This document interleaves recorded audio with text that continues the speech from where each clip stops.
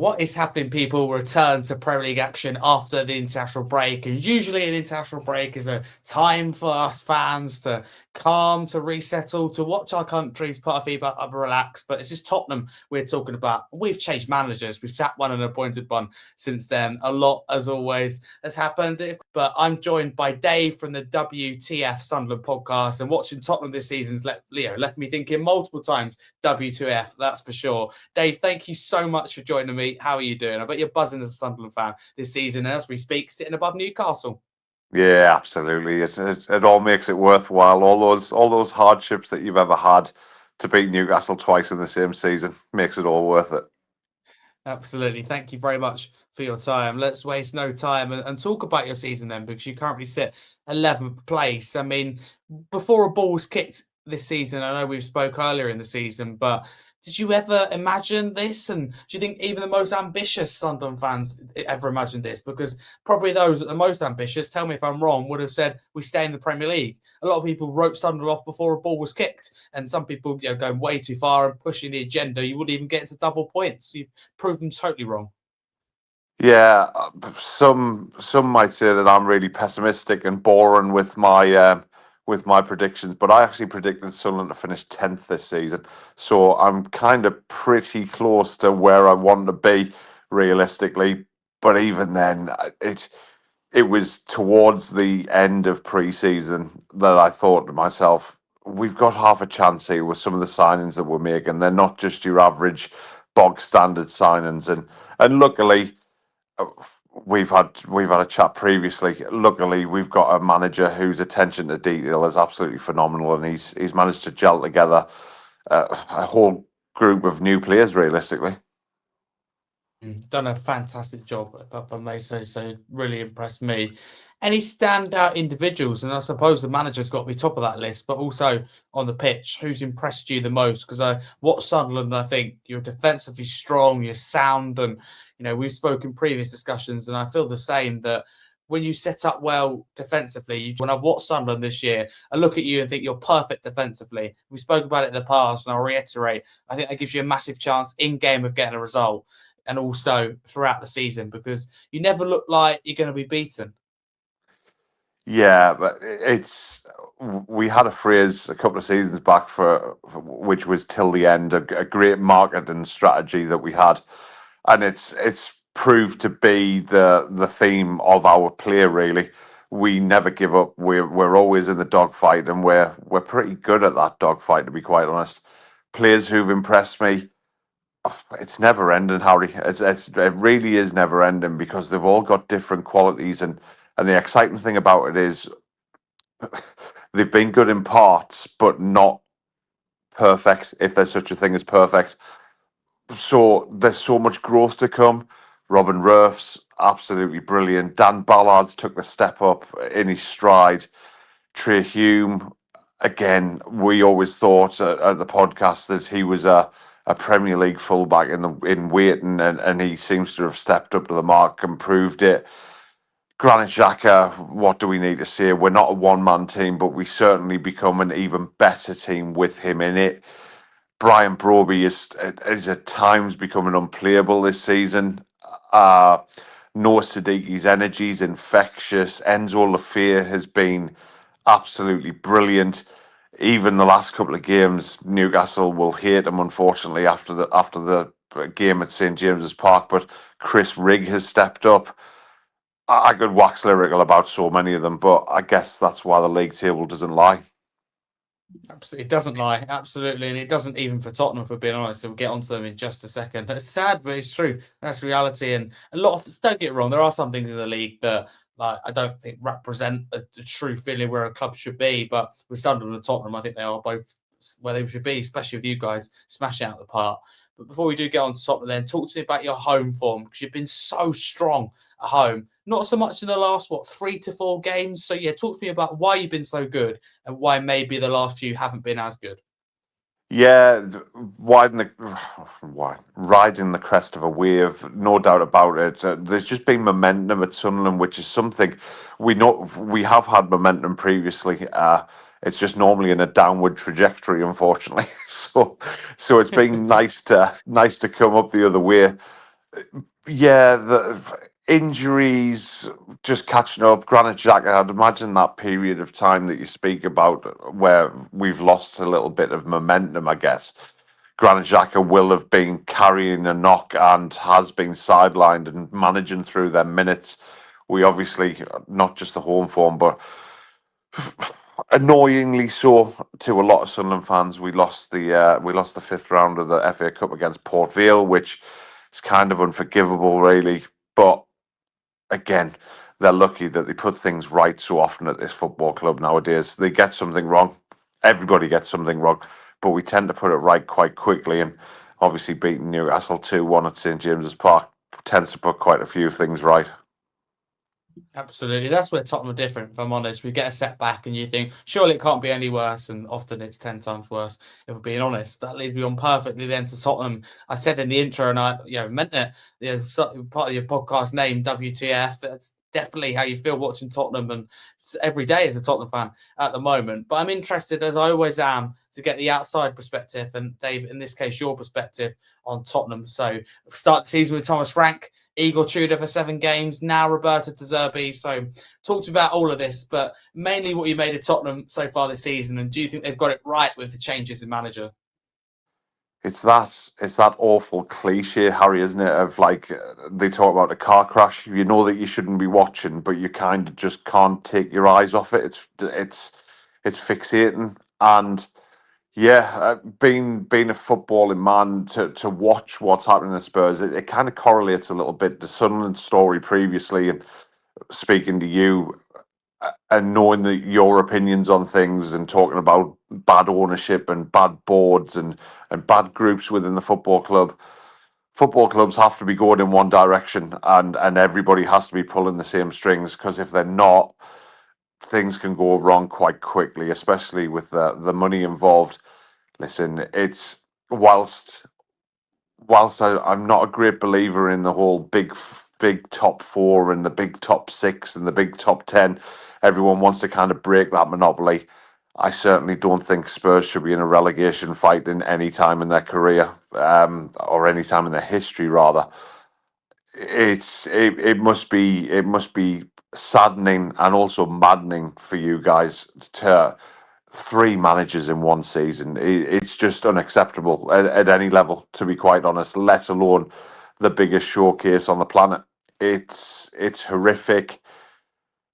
Thomas Frank, I have quite a few friends who are affiliated with Spurs, and I think the thing that annoys me or would frustrate me with Spurs from the outside is you want to break into that top four, and I've always sensed, and speaking to people from in and around the club a little bit, that wages don't seem to be an issue.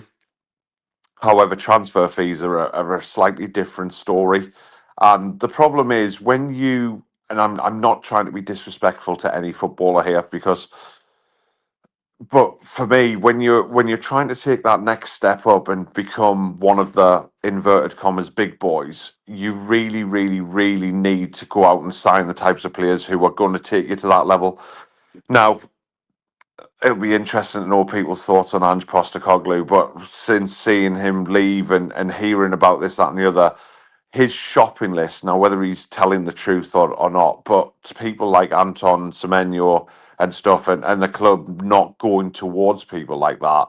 If Man City are trying to sign him, Man City have signed him, that tells you how good of a footballer he is in the grand scheme of things. When you're going out and you're trying to catch Man City, Liverpool, albeit not this season, Arsenal, and you're trying to build a project, to go out and buy Dominic Solanke, with the greatest respect in the world, an absolutely great footballer in his own right, that will not allow Spurs to catch up to those teams above you. 100%.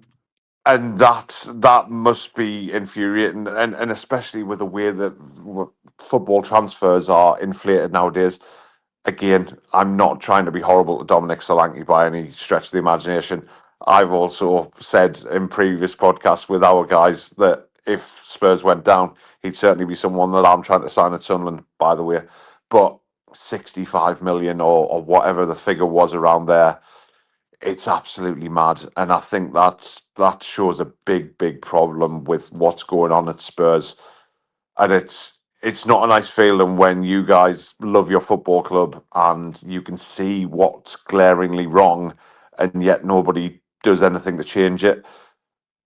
Igor Tudor came in, just stunk of a wrong appointment at a wrong time, and then here we are with Roberto De Zerbi, and let's see where it goes. But geez, 5 year deal, and we all know that football loves to throw up a storyline or two. If he doesn't get it right very quickly, that is a hell of a payout next year, because I can't see him managing in the Championship. Nor can I. But he did say that he's going to be the man for the job. And he did say that he'll be here no matter what.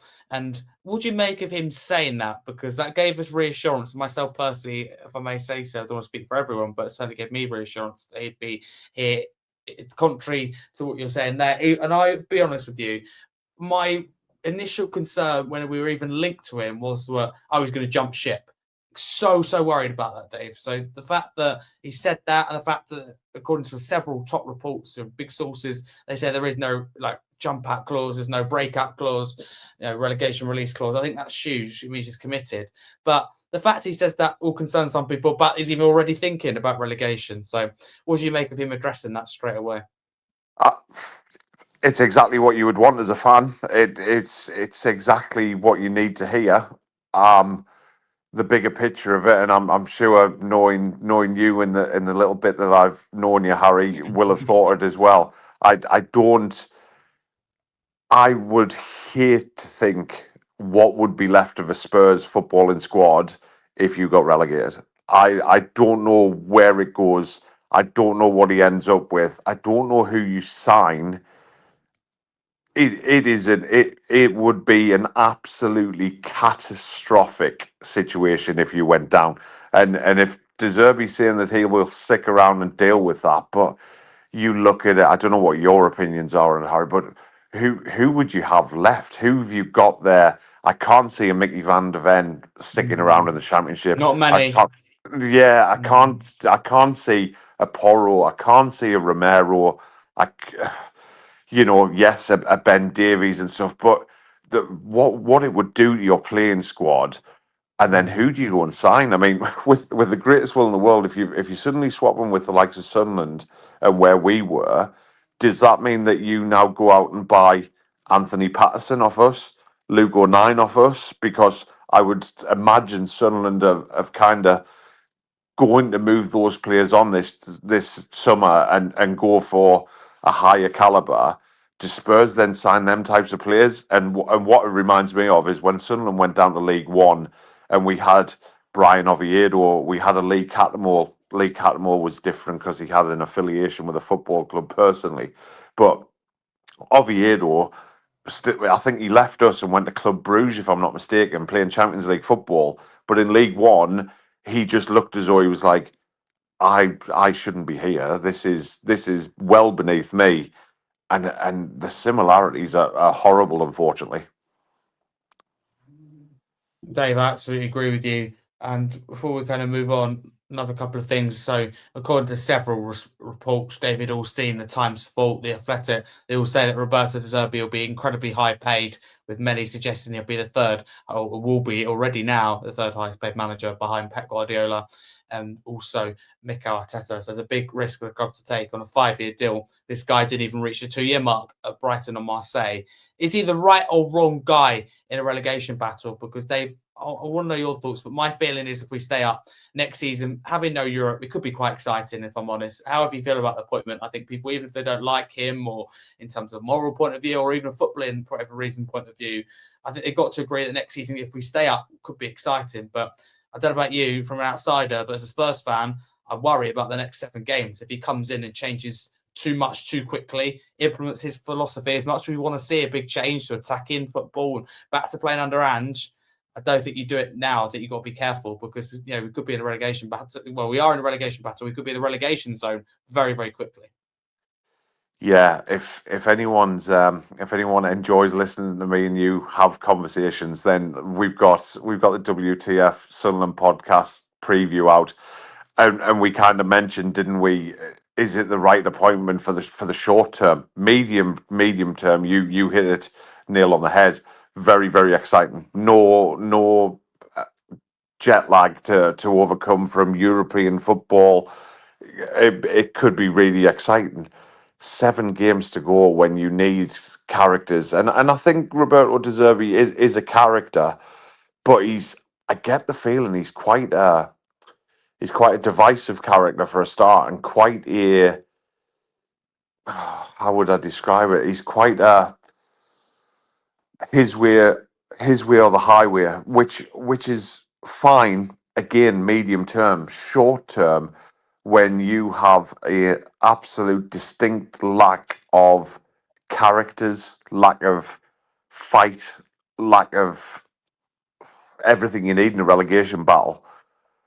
Yeah, you called it. I mean, this game on Sunday against Sunderland, and it's probably, if you look at it realistically, I know we've had that little bit of a horrible sticky patch at home, but it's probably one of the last places on planet that you want to go and visit, because 10-15 minutes in, if Sunderland get a goal and get the fans on their side, it could be such a really, really long day. We'd mentioned earlier between ourselves about Wolves and West Ham on the Friday night. It has the recipe for a horrible weekend without trying to annoy any Spurs fans. And that, I think, could really help you guys if we are in relegation, places, 18th place by the time we play you, because people don't know, as you said there, Wolves and West Ham, first game of the weekend is Friday night, an 8 p.m. kickoff in the UK, and Tottenham play Sunderland 2 p.m. on Sunday UK time. So Tottenham could be 18th by then. That's a huge concern. Dave, let's move into Sunday's games. How do you feel about it, and how do you think it will differ from the reverse fixture in January, which was 1-1? You got a late equaliser, 80th minute, Brian Brobby to nick a point. Yeah, I think the one thing that I really enjoy, even though we've got quite a few internationals nowadays, but is being so, and I don't mean this to sound ironic to yourself or any Spurs fans, but to have a manager in charge who is so articulate, does his homework so religiously, works with the players non-stop. To have this break just makes me think that it'll have freshened everything up, rested some of the injuries, the homework that he will have done. It just makes me really excited, because I won't lie to you, Harry, international football bores the life out of me nowadays. It really, really does. So to get club football back and to be at home after it, yeah, really excited. You called it earlier again. I'm sorry for keep referencing things that we spoke about earlier, but the one thing Sunderland really don't do that well is when we've got high percentage of possession, and De Zerbi coming in might just mean that you guys have that 60% possession, which we really thrive on. If we've only got 40%, we really thrive on that kind of statistic. Yeah, really excited to see the lads' legs fresh again, and probably quite hopeful of a positive outcome, if I'm honest, from a Sunderland point of view. Absolutely. I think you've got a huge chance, if I may say so. Can I get your score prediction then for this game, your honest one? I'm. I've invested in the fact that you've got someone who's going to try and play a bit more attacking football. Sunderland to keep a clean sheet. I'm going to go Sunderland 2-1. Sunderland 2-1, always back your side. It's a good one. I'm going to go 2-2, like I said on the podcast, and thank you for having me on there, by the way. Always love coming on. Yeah, but I said 2-2, so I'll hold my own on that. I'll stick to that, and I think I would take a point. But any Spurs fans that may be listening, would you take a point? Sunderland fans as well, would you take a point to throw that back? But if I said to you, Dave, right now, a point, would you take it or not? I'm interested to know this, because a lot of people, like usually, would say, "Oh, I'll take a point against Tottenham." But based on how we've been this season, would you really take a point against us? I probably wouldn't. However, it wouldn't surprise me, Harry, and you'd know better than me, but it wouldn't surprise me if your away form's been slightly better than your home form, has it? It has, yeah. I mean, Yeah. nothing's been great, but yeah, it can't be as. But our away form's not as bad as our home form. Put it that way. Well, we got to take the positives when we're there. No, Sunderland being at home, and even though we've had a couple of sticky results, we seem to have come out the other side of that. I'd roll the dice, and I would be more hopeful than just taking a point. Okay, Dave, thank you very much. And before we do end, then I always like to do end of season predictions, and it gets easier in a way, but not always. With 7 games to go, in terms of we know what the clubs are fighting for, but there's a lot of unpredictability at this stage of the season. So let's start with your club, Sunderland. You sit 11th in the Premier League, but to show how tightly congested it is, you're just 3 points away from 7th position. So that, it's incredibly tight. But at the same token, 4 points away from 14th. So it's a swing either way. Where do you honestly think the Sunderland finish? I'd love to finish 10th just so I can be proved right, and everyone who tells me Yes, they'll yes. know nothing about football, I'd take the moral high ground.